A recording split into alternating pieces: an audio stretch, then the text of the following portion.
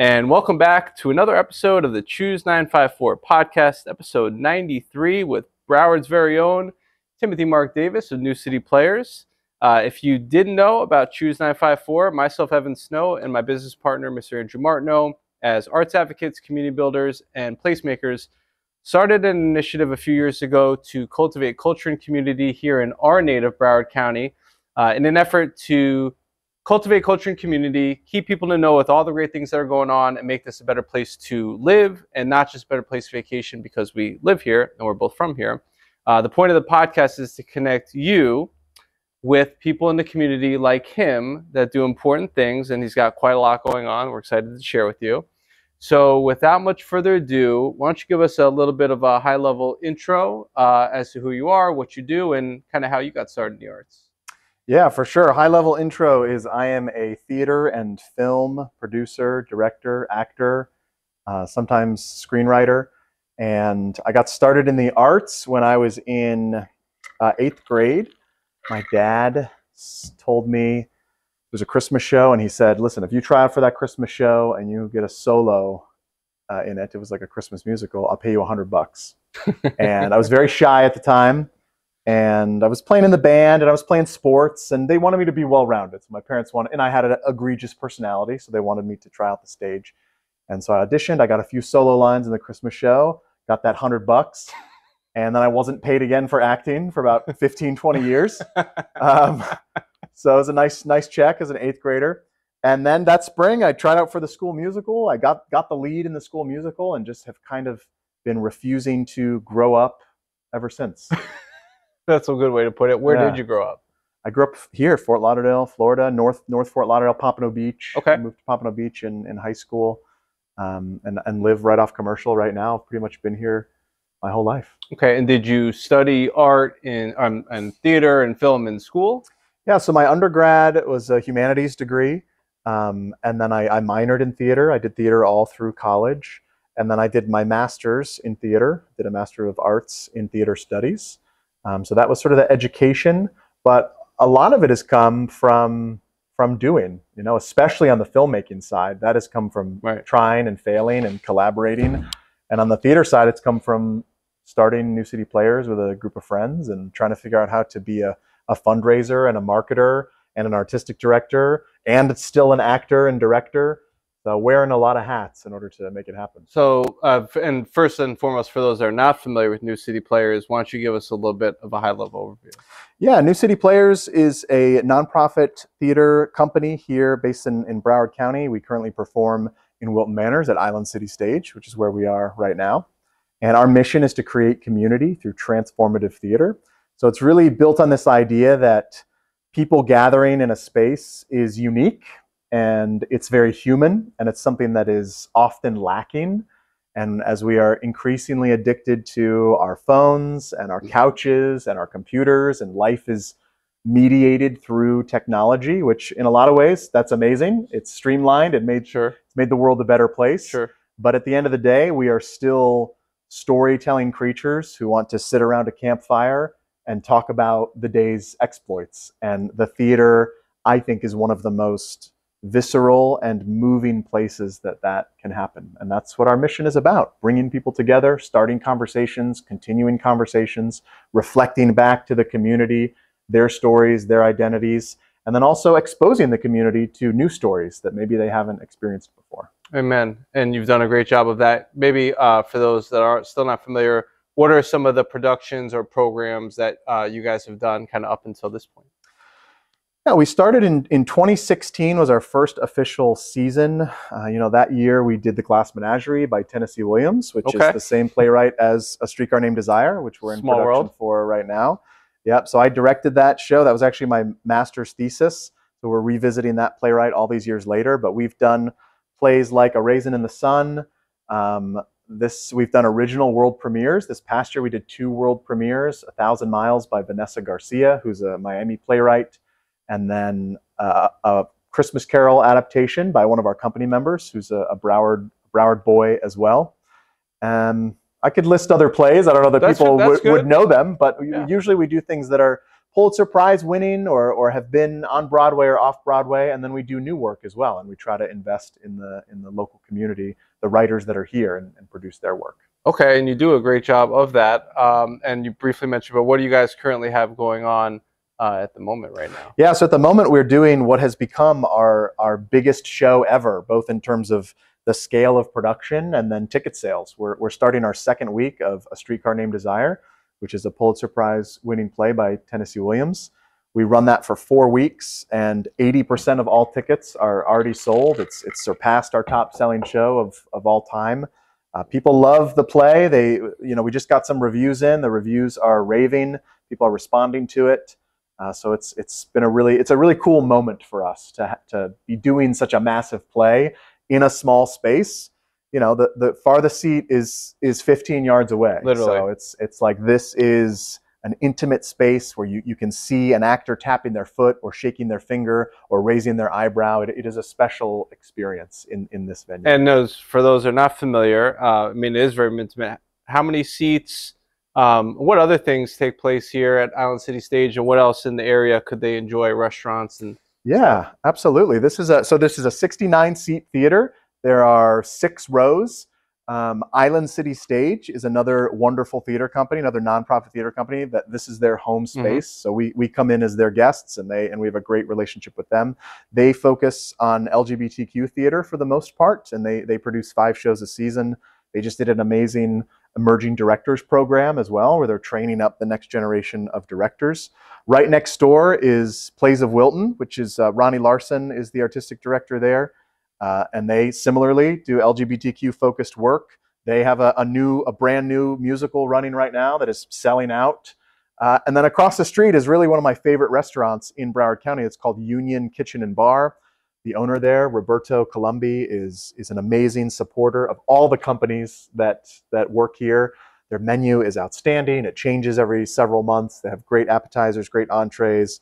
If you want to get a cocktail, they do this smoked bourbon cocktail where they actually put it inside of a case and they smoke it, like literally smoke it. I don't know what is happening scientifically, but it is very cool what they do, and it is delicious. So we kind of have our own little theater arts district right here. There's always a show going on and a great restaurant across the street. And Island City Stage has been very active over the years, and multiple noteworthy shows. And thankfully, the Wilton Manors community and the LGBT community throughout Broward County as a whole has been very active in supporting the arts, absolutely, which we're grateful for. And I'm glad that you mentioned, because we like to highlight not just the arts, but local small businesses, restaurants, coffee shops.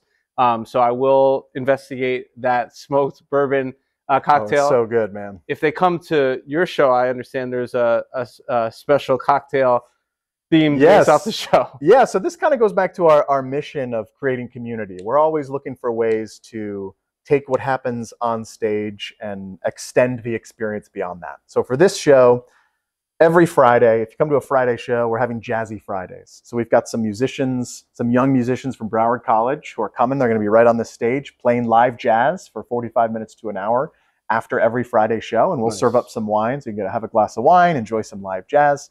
Every Saturday is Saturday Spirits.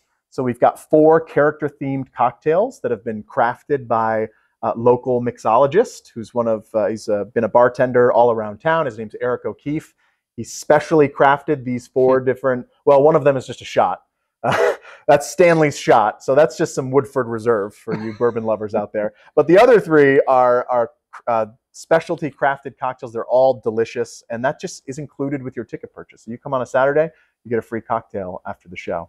The cast sticks around, the creative team sticks around, and it's this time to talk about the show, talk about the ideas of the show, congratulate, celebrate, and enjoy more than just what's happening on stage, but go beyond the stage. Amazing. And so you mentioned going beyond the stage, and you mentioned community. I'm not going to ask you to address the community at large, because we're in a large community, but specifically within film and the performing arts. So organizations like New City Players and Island City Stage, what is the importance of production companies like yours to the community, specifically within the theater and film space, from your perspective, now that you've been in it for quite a few years? Yeah, so I wear two hats, right? I run the business that is a nonprofit, but then I also help produce the art of the nonprofit. Right. So on the artistic hat, which is where I will start because that is where my heart truly is, I think it's a question of identity. You know, who are we and who do we want to be as a culture, as a community? And we'll call that Broward. Maybe we'll call it Fort Lauderdale or the greater Fort Lauderdale area. And there is no thriving city on earth that does not have a thriving arts and culture scene. Fact. So that's the number one thing. And that's me starting to put on my business hat a little bit, but I'm going to keep that at bay. It goes back to what I said about we are storytelling beings. Yep. So seeing human expression, seeing human emotion, seeing other people's experience made live in front of us, whether that's through dance or music or visual art, that is what makes life worth living. It's what makes life something that you can get through. You know, Ethan Hawke has this amazing clip that gets shared. It goes on social media. It feels like every 3 weeks it kind of resurfaces. But, you know, he says most people don't care about poetry, right? They don't think about poetry. And then their mom dies and they come across a poem and it speaks so clearly and perfectly to their experience. And all of a sudden, this poem becomes a lifeline for them. Yep. And I know for me, I love music, right? Everybody loves music. But I'm kind of a podcast guy. So like when I'm at the gym, when I'm driving, I'm usually listening to podcasts, except when my life is unraveling or something is going bonkers. Then I'm listening to music. Right. I'm looking for that thing that can emotionally sustain me and feed me.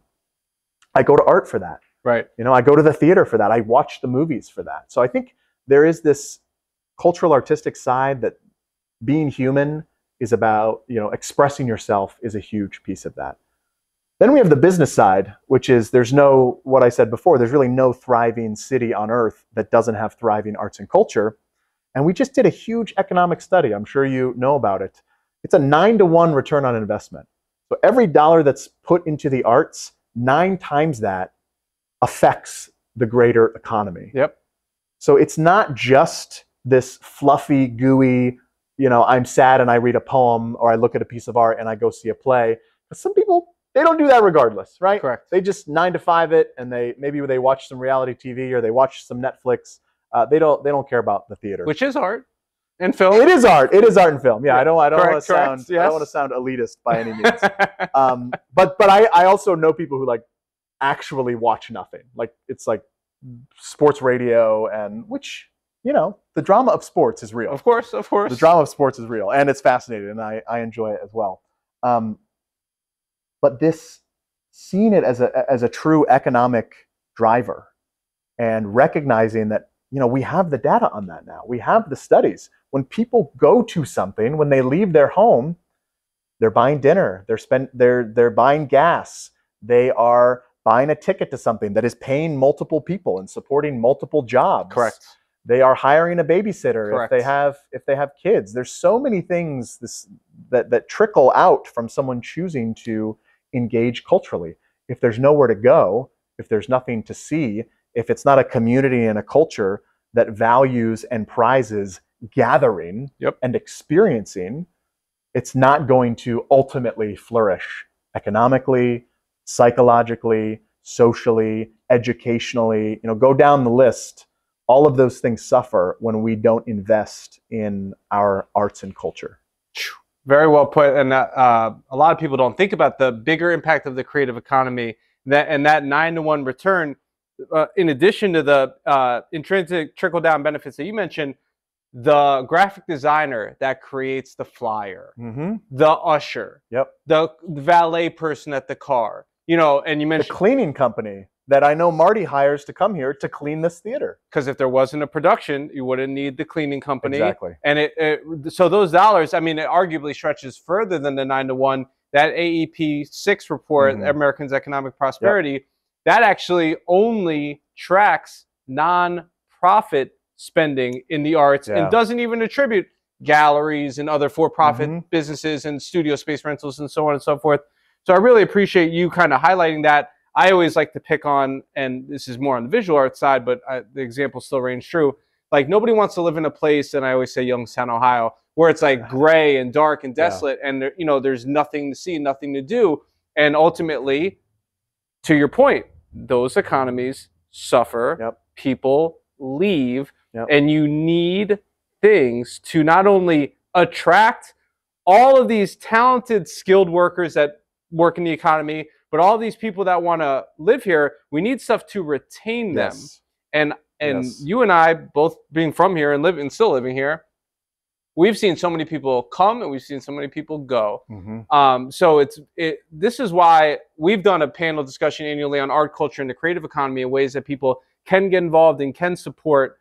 Because not everybody, right, they don't think about those trickle-down effects, and they don't think about all of the lives impacted, in addition to the attendees whose lives are enriched by this culturally enriching experience that's thought-provoking, that's creating new neural pathways, that's expanding your mind. So with that being said, what are some ways, including attending shows, but not just attending shows, that, let's say there is a patron or a donor or a philanthropist that did want to support an organization like New City Players, what are some ways that they could support?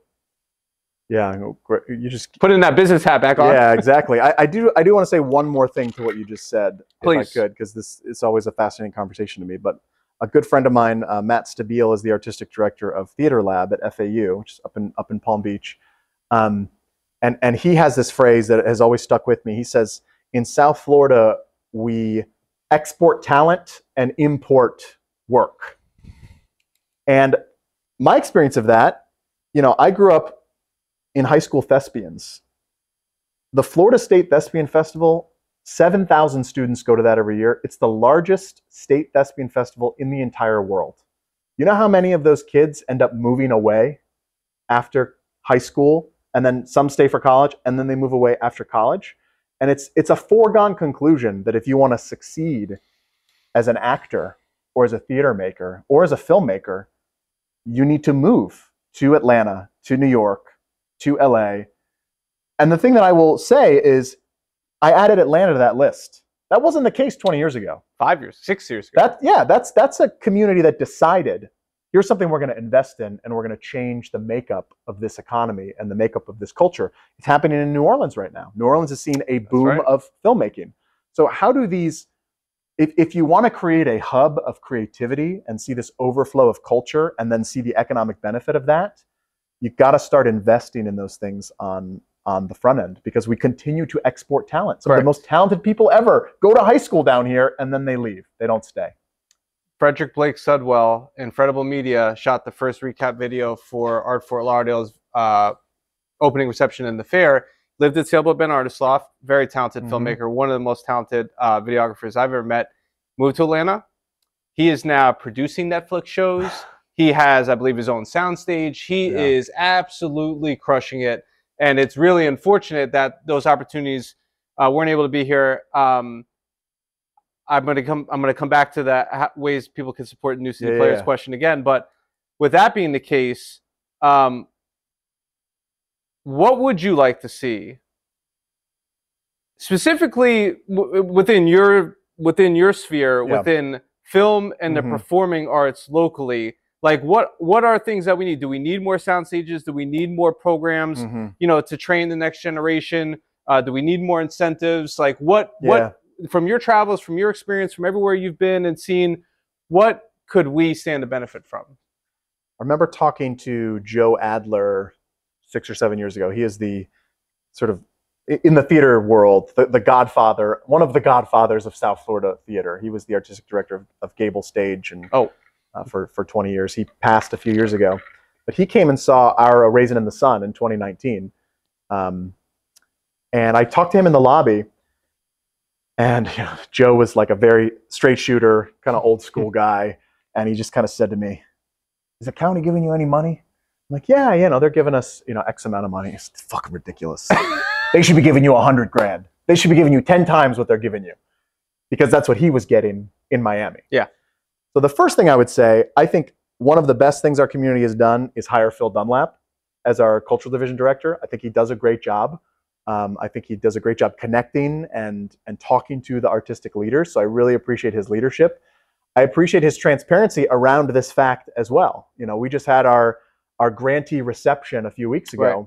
and the commissioners came and they talk, and everyone pats each other on the back. Congrats to the artists. Oh, we raised the money we went from 3 million to 5 million in the last, and then but Miami is still 5 times that, and Palm Beach is still, you know, however much more it is. We're still the smallest budgeted county by far in South Florida. So on a nonprofit level, on the county level, and then on the state level, which that's another discussion.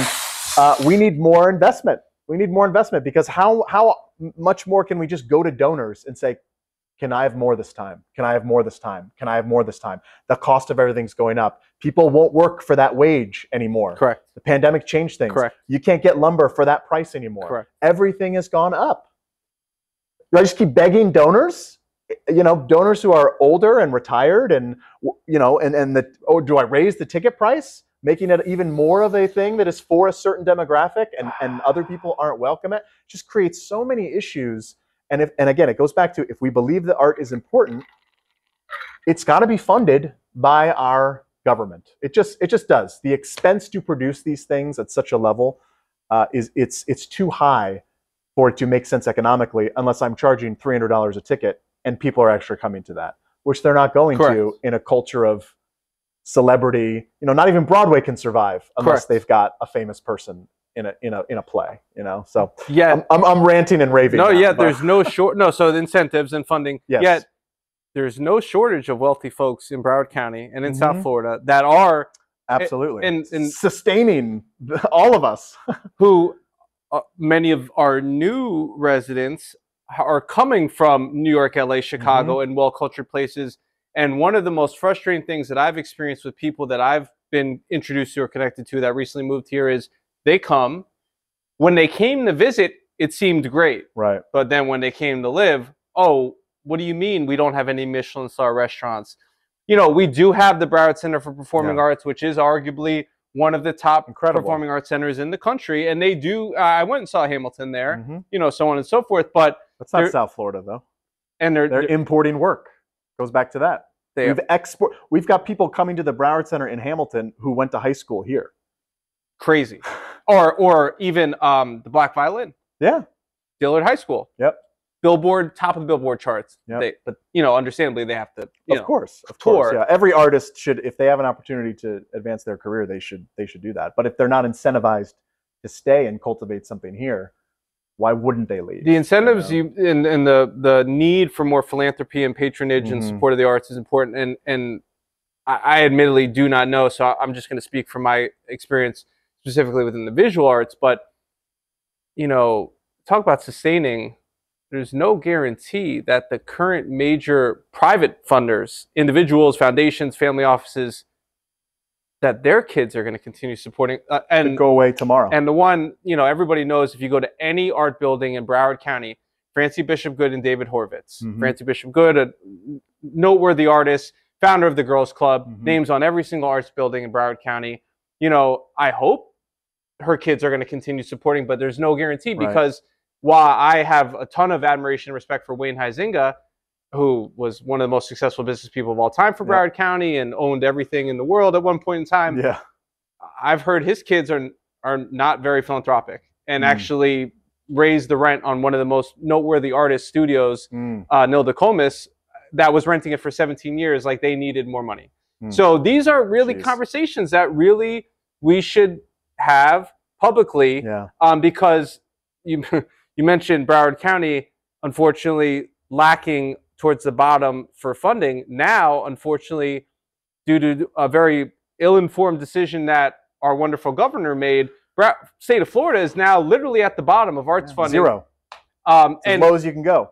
And from what I understand now, and we can hop off this in a second, but it was a misunderstanding, because apparently he didn't agree with the Fringe Festival. See, I haven't heard any of this. Yeah, he didn't. I know we were inquiring for what the reason was, but I haven't been keeping up on it. And we used to have a Fringe Festival, which I don't believe we still do. No, we don't. But it was a great show, but it is a little risque and it is a little on the edge. And I understand he has some values that might not align with those. And ultimately, that's what the news came out this week, that was the reason. And the Fringe Festival actually said, we'll give our funding back if you can give the funding back for the other arts organizations throughout the state. Yeah. Just wild. So incentives, I mean, the sound stages for sure, more training. Yeah, the more filmmaker side. I think that is another area where, you know, Sandy Leiterman becoming the film commissioner, that's huge. That's a positive for us.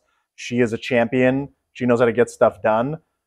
She's been very supportive of me as a local filmmaker. Yep. You know, partnering with those in her staff, and I'm always promoting what they're doing at different events that I've had, and they're promoting the work that I do in their newsletter. So they have this local faction as well. And I think that's what I really appreciate about Sandy is there's this, like, we want to cultivate our local filmmakers, but we also want to create an environment here where Hollywood is attracted, because this is a unique environment, right? We've got the beach, we've got downtown areas, we've got all these different communities and beaches that each have kind of different identities and different feels and looks to them. This could be a place where a lot more film and television is shot if it made sense financially, which it does not, because we don't have the, again, back to the state issue with the state incentives. But I do think there is also a lack in Broward. Many of the filmmakers I know are Miami residents. We have just a lack in Broward, and maybe I don't know them yet. So if you're watching this and you're like, I'm a filmmaker in Broward, let's get coffee, let's connect and get to know each other. But there's so fewer that I know in Fort Lauderdale, in Broward County. Most of my friends and colleagues are Miami residents and born and raised in Miami. And I'm sure you've heard this before as well, but even some of the ones that live in Broward call themselves Miami, which I understand. That's casting networks. What is your location? I'm an actor, right? I do commercials, I do narrative stuff. I am a Miami actor on my casting profiles. Just the way it is. Yep. Right. That's the market that I'm in. Correct. The Miami market. But thankfully, but to your point, thankfully, with the addition of Sandy and her staff and Film Lauderdale coming from the low point that we were previously in under the previous administration, thankfully we are issuing more permits. There are more incentives. There are more incentives. They've got their whole menu. Correct. The menu, you know, if you go to Film Lauderdale and check out the menu, there are some great incentives there. But, you know, it still pales in comparison to some other communities and really attracting. Correct. You know. I'm even thinking of now some of these amazing things I'm seeing out of Tampa, Clearwater, St. Pete, from their film commission. I will just say, though, and since I know you have a lot of filmmakers and people in the film industry in your network that might see this, we have a phenomenal, through the Film Lauderdale website, the film location database. Yes, so that is great. If you are looking to shoot something, like, you know, you could rent this venue, you could rent, we have a studio space location at the Galleria Corporate Center across from the mall that has a former bank vault and a walk-in cooler from a restaurant that's both vacant, that people have done multiple horror movie shoots that's so cool. And commercials and stuff like that. So certainly encourage people to engage further. But I guess with that being the case, like, aside from the incentives, like, what would you like to see, or what are some of your thoughts for this current future landscape? Like, what, like, so you're at 80%. What can we sustain? What are we? Not what are we lacking on the funding? What are we lacking on the programming? Like, I last year got into improv, and I found out about Second City. Right? We don't really have a Second City. We have people that are doing a couple things, but, like, so what are some things I heard from my friends at Bravo Theater? Like, we don't have that many, like, open calls, or, like, we don't have things that you find in New York and LA. So for the current, or really for the future landscape, what would you like to see that could make it a more sustainable, so a filmmaker, an actor, or even somebody that, you know, does production, that they could sustain their passion here in Broward County? Yeah, so this is where it becomes, you know, we're all good at saying, well, that's what's wrong, and that's what's wrong, and that's what's wrong. But then all of a sudden, you turn it on me. Well, then how do you fix it? You're doing a great job. Well, and that's just me saying, you know, how do you, because it shouldn't just be, I'm making a piece of art, therefore people should show up for it. That's also not true. Correct. Right? It needs to be of a certain caliber and a certain quality. It needs to mean something and say something and actually be a beneficial experience. So I think that's a piece of it as well, is you're not just, sometimes you are making art for art's sake, and I think that's okay, but it's called show business, right? So making things that people actually want to see, I think is really important. And that's where, as a cultural leader, as an artistic leader, as a creator, at some point, I think you making the thing that is like, this is what I want to make, and believing that it will resonate with others because it resonates with me. I think that is true sometimes, but I think sometimes it's not true. Sometimes maybe you make the thing that is just in your head, and no one cares. So I think that's a piece of it, is like being sensitive and understanding to where we actually live. Correct. We can't just pretend that we're New York City. Right. We're not. Correct. We can't pretend that we're Chicago. I think we can say we want more culture. We want to feel more like those places. We want to see that type of growth and bring some of that in. But we're South Florida. We have a different identity, and this goes back to that question. I'm not sure that I know what our identity is, because we have the beaches and we have sports teams and we have Fort Lickerdale and spring break, and that sort of like stigma that follows us everywhere we go. But then we also have amazing arts things as well. So finding how all of those things fit together in an ecosystem that serves every faction of the community, and not just in terms of taste, but also in terms of demographics, that serves men and women and non-binary people, that serves the Black community here, that serves the Hispanic and Latinx community here. We are a third. Yep. That is the other thing that makes our county unique. Yep. Whereas Miami and Palm Beach are not that way. Correct. So that's a superpower. We are the future of the world, really, in Broward County here. This mix of cultures and races coming together.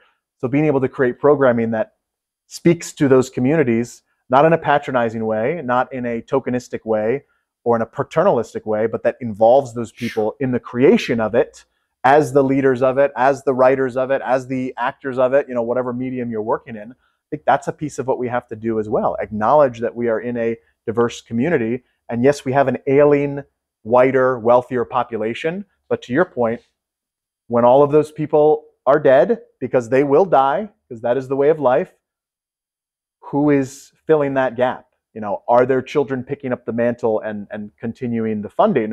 Or are we going to be in a real tough spot because we've been catering to a certain demographic for decades and decades, and now we look around and we're like, well, that demographic doesn't even exist here anymore. Correct. Who are we making art for now? Correct. I think those are sort of the essential identity questions for the art makers that we have to be thinking about as we create as well. That is very well put. And even furthermore, to take one step further, you can make great art, you can make a great film, you can make a great production, but if nobody knows about it. So we were having a conversation before about, are there critics that are writing about film and the production and performing arts and the work itself?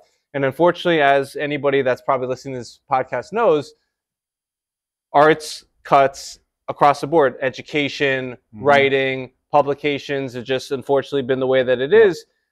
There's no more arts section in the paper. There's lifestyle.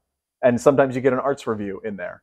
Well, or culture, I guess. I don't know what it's called. I would motivate and maybe call out and inspire the next generation of a culture crusader, of an arts advocate, of a community builder to this, I didn't know what that was 8-9 years ago when I just started exploring the arts, but the art had a profound impact on my life. Yeah. And I felt the call because I felt that there was a gap and void that was missing, specifically here in Broward, when I was going to all the early stage Fat Village events and all the, all these things that were happening. I didn't see the people that I grew up with just 35 minutes away in Coral Springs. So that's part of the reason why I started Choose954 to show better than I could tell with the platform. So I think we probably do need more arts writers, more influencers within the arts, more content creators within the arts. Not just artists, because that's the other challenge, is like, how can I both be making the work, which to do it at a high caliber creates, it takes an incredible amount of time, focus, and energy. How can I be doing that and also be championing it every single day or every week and doing both of those things well? I try. I do not do both of them well. Correct. It's just not possible. Correct. So yeah, where are the people who are becoming the leaders in government or the leaders of different nonprofits or becoming nonprofit board members who maybe they have their 9-to-5 thing, but their passion and hobby is arts on the side? I think that is a huge gap. I don't even know if people think that could be a thing, which that's what you've done, which is kind of amazing. But who else does what you all do? I have contemporaries and peers in Miami, in other markets that I've drawn inspiration from. There's a woman, Diane Tapia, that has Art Scene 365, which has now become like a global platform. But she is based in Miami. She highlights Miami artists. She does highlight artists outside of Miami as well. But she's become like the go-to art guide from like a local, Venezuelan woman's perspective in Miami. So cool. And she does support Broward too. So, and God bless her. But yeah, there needs to be more. And even I don't, to be perfectly honest with you, I don't think people from our generation are thinking so much about joining boards like they or maybe I apologize.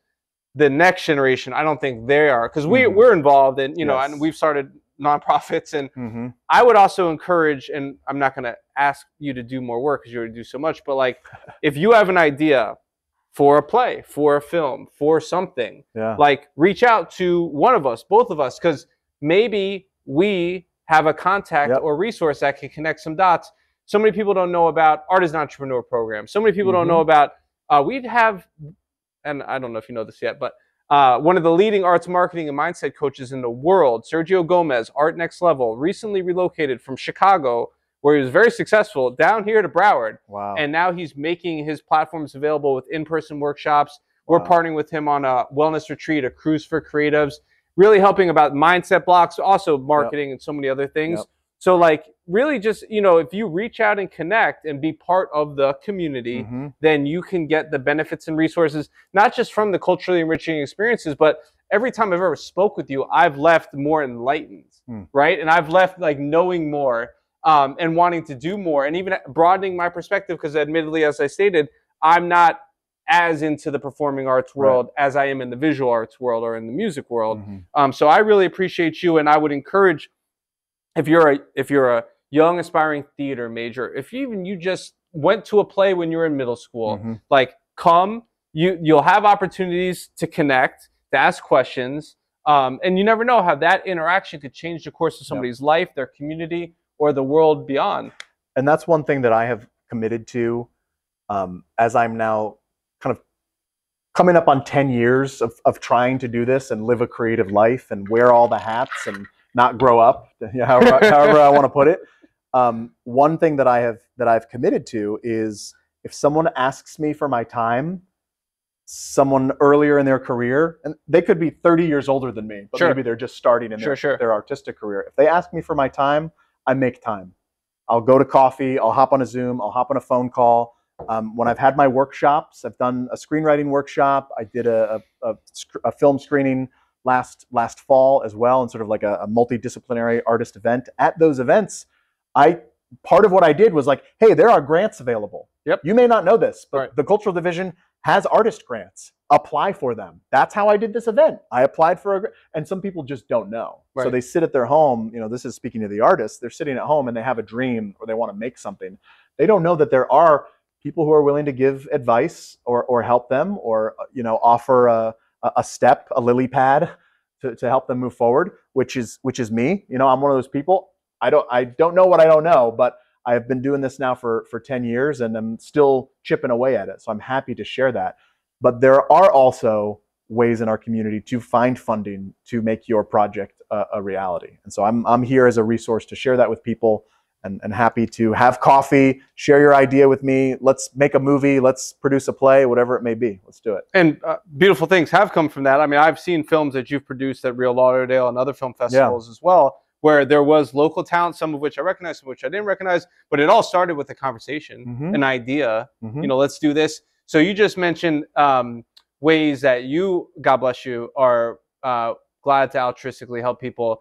If somebody here is feeling philanthropic and they want to become a patron of New City Players, aside from just a straight cash donation, which is great and welcomed by all means, click this button. What are some ways that they could support New City Players? Yeah, besides money, including money. Yeah, that is, we're looking at our budget for next year, and I'm trying to think about fundraising. I'm always trying to develop how I think about fundraising, right? I'm trying to get better at fundraising, better at talking about money, because I am an artist at heart, right? So when money gets involved, sometimes it's like, ooh, I don't want to talk about it. I have had to learn and grow beyond that, and learn how to sit down, lunch with someone, and ask them to write the check, right? So thinking about our next season as we grow our budget, this will be our 9th season. It'll be our biggest budget we've ever had. We'll be paying the artists more than we've ever paid them. We're raising wages across the board. Yes. You look at our annual fund, which is a term I've never used before. We really have to raise $120,000 from donations. So that's not including grants. That's not including ticket sales. That's not including sponsorships, whether playbills or some of the smaller business sponsorships that we receive. That's just in individual donations. $120,000 next year that we need to fulfill our annual fund. Now that's done through end of year giving. We run a big campaign. That's done through some major gifts. We've got people who come on as executive producers. So that would be, if you're someone who wants to get more involved in the process and come to our read through and meet the cast and crew and come to a rehearsal, come to opening, come to closing, really see the process of how a production unfolds. That's reserved for those executive producers. And they can get their name on. They get their name on the poster. They get their name everywhere. Get your name everywhere, and you get to be really a part of the family that helps create the production. Just ballpark a number? Looking for $15,000 next year per show. Very reasonable. It's not crazy, right? We're a small company. There's plenty of. So we got cut off. But it's only $15,000 to be an executive producer and get your name on everything and be a part of the whole process. Amen. And tell a friend to come attend. Yes. Patronage. Donate. Yes, A Streetcar Named Desire runs through August 4th. We've only got a couple hundred tickets left. It's probably going to sell out. So if you want to come see this, if you see this in the next couple days, there's tickets available still. So we encourage you to buy there. Go to newcityplayers.org. That's where you can buy tickets. You can make donations there. But we encourage everyone to come out. It's a classic play. People are really responding to it. We'd love to have you here. And where can they follow you on social media and the interwebs? Yeah, so New City Players, at New City Players, and then you can follow me at Timothy Mark Davis on Instagram. You can also go to my website, timothymarkdavis.com, and sign up for my newsletter there. And that's a great way to connect. And as I offered to meet with anyone who wants to meet, it's a great place to find me, and maybe we can connect and create something together. A couple current films out, a couple films soon to premiere. Yeah. Exciting times. Yeah, so I worked on a short documentary with United Way. It was called The Cost. So that premiered a couple months ago. That is, it's a really cool project. It's really the story of one woman's life and her relationship with her brother, and understanding what the cost, the economic, psychological, and community cost of untreated addiction is in our community. And then the narrative film that is trying to get on the festival circuit right now is called Thank You Places. That is my first feature film. It's about a theater company trying to survive a pandemic. Oh, sounds like reality TV. You have no idea. Well, kudos to you on that. Thank you. And I appreciate everything that you've done in support of the arts, in support of the community. If you're an artist and you'd like to join fellow artists, we host Choose954 Artist Potluck quarterly. The next one is August the 10th at our Zero Empty Spaces Gulfstream Park location. Bring a dish, 4 or 5 or 6 people. Not everybody eats everything. We sit around the table, we introduce ourselves, talk a little bit about our work. I have a prompt every month, and it's just a way to connect, another way to connect, engage, and inspire the creative community, make friends, get supporters. Sergio Gomez, who I mentioned, Art Next Level, he's going to do a free workshop for artists before that at 5 o'clock. So and the potluck's 5:30, generally goes to about 7:30 or 8. So that's a Choose954 Artist Potluck. Still doing our monthly breakfast lecture series, Mini TED Talk Creative Zen, every second Friday morning of the month, which Tim's going to speak at in the future one day to share his story. Yes. Another way to connect, engage, and inspire people. That's where I had my aha moment many years ago, which changed the course of my life, my world, and the community through that inspiration. So I pay it back, pay it forward, and continue to host. That's in the Cotilla Gallery in the Alvin Sherman Library on the campus at NSU. Free event, free parking, coffee, breakfast bites, community connection, all that good stuff.